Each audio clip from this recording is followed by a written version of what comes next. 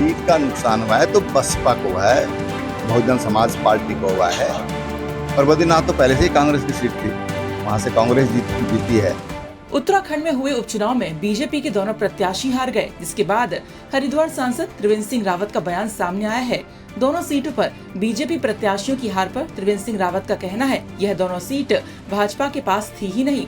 Manglaur seat पर नुकसान हुआ है तो बीएसपी को हुआ है। बीजेपी तो जीत के बहुत करीब पहुंची और बद्रीनाथ तो कांग्रेस की सीट थी, वहां से कांग्रेस जीती है। के पास नहीं थी। अगर सीट का नुकसान हुआ है तो बसपा को हुआ है, बहुजन समाज पार्टी को हुआ है।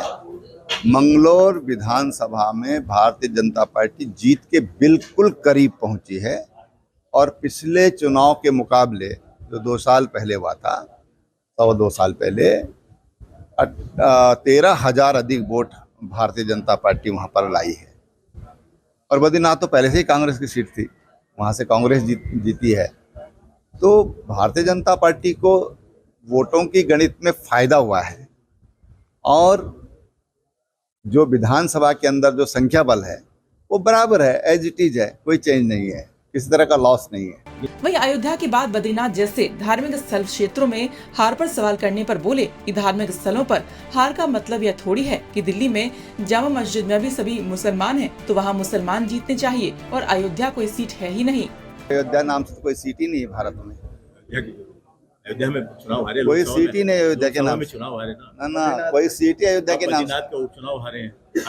बजट हम पहले भी हारे थे ना। हम 2022 का जो चुनाव हुआ था उसमें भी हारे थे। लेकिन वजह क्या है कि आखिर धार्मिक स्थल मुझे क्या है, लोग धार्मिक से मतलब नहीं है, धार्मिक स्थान से क्या मतलब है। तो फिर तो दिल्ली में जामा मस्जिद है, वहां से सारे मुसलमान जीतने चाहिए, हैदराबाद से वही जीतने चाहिए, तो कोई बात नहीं। ऐसा नहीं है, मतदाता अपना निर्णय लेता है। फिलहाल बीजेपी प्रत्याशियों की हार के बाद अब बीजेपी नेताओं के अलग अलग तर्क सामने आ रहे हैं। हरिद्वार से मुदित अग्रवाल की रिपोर्ट।